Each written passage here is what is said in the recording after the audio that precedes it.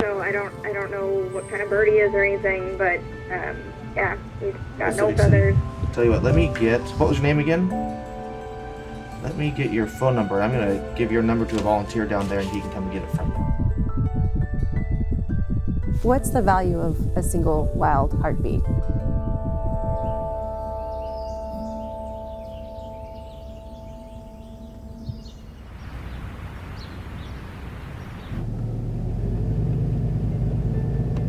I am Morgan Hyman. I live here in Astoria, Oregon, and I'm a wildlife photojournalist and filmmaker.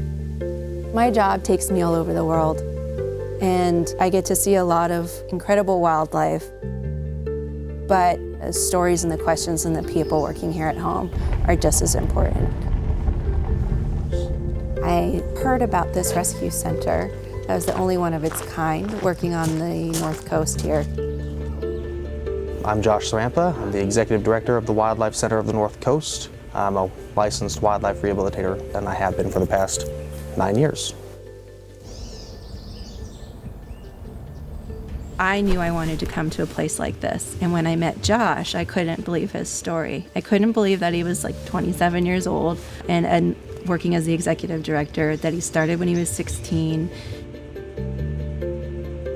Like, he's just ambitious and optimistic and totally in love with what he does. I couldn't help but admire that. We do two different things. Wildlife rehabilitation, or the wildlife hospital clinic, is our main facet. So we take in most native, injured, orphaned, and or sick wildlife, with the goal being to get them prepared for life in the wild again and release them back.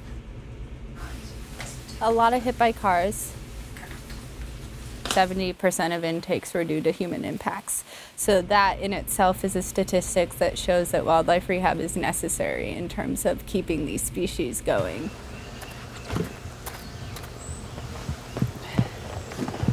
On top of wildlife rehabilitation, we also do educational programming, conservation educational programming. As humans, we make a deeper connection when we've had a close interaction with something. And with birds, you know, people don't often get to be close up to them, and having that experience really changes things. There's never, it seems like, a down moment. There's always a new mouth to feed. There's something new coming in all the time. And there's lots of feeding and cleaning. It's just never slowing down. See, you have to work pretty hard and pretty fast in a job like this. If you take too long, they're not going to get the food the time they need. They're not going to have clean water fast enough. We're constantly moving, and there's like one tiny month-and-a-half period where there's like, it's pretty slow, and then suddenly we're getting hit with baby birds. My daily routine is pick up, poop, clean. It was a, you know, keep running. You have to keep running because there was no stopping. Pick up poop again, and then clean. Sprinting a marathon is a really good way to put it. We don't have limits. We take in animals no matter what. This is called the pre-wash. I mean, it takes passion because it's not easy. I mean, there's a lot of grunt work involved. And then feed. Maybe feed multiple times a day because these birds are always eating.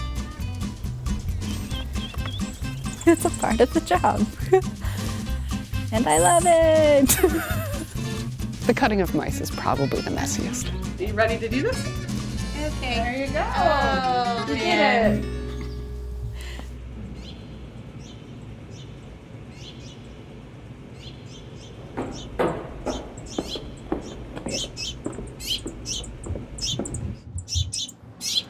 These guys were on a cruise ship that came from Portland,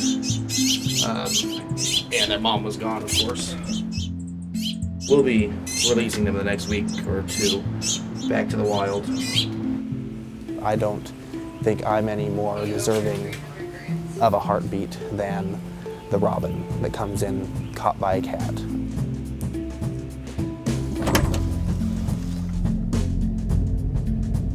You know, Our job is not to fix this animal coming in for help, it's to relieve its suffering.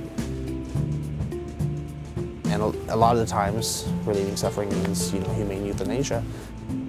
But also, I have to focus on the good outcomes. Seeing these volunteers and just absolutely falling in love, and no matter what their backgrounds are, they all are here for the same reason, and that's to help wildlife. Even though there's really sad moments, being able to save some, it makes it all worth it. We're not naive to the fact that one animal doesn't make an impact on the population, but telling one person why that animal came in makes a huge impact. The red-tailed hawk, she came in after being hit by a car, getting stuck in the roof rack and being driven 60 miles before we get her, and then having a fracture that's not really the most straightforward one to kind of try to heal. It's pretty special, so yeah, it's great that we were able to release her.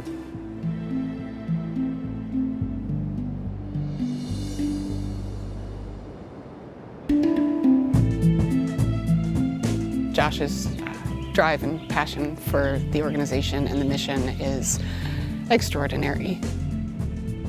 He had such admiration for the founder of the center that even though she has passed away, he would not want to let her down. It was really hard when she passed. When Josh was appointed the executive director, probably the week before that, he was out cleaning out pens where animals were kept. It was terrifying to take on an entire organization and you're responsible for it. One big challenge is that we have only one center, and they exist completely on contributions from people like you and me.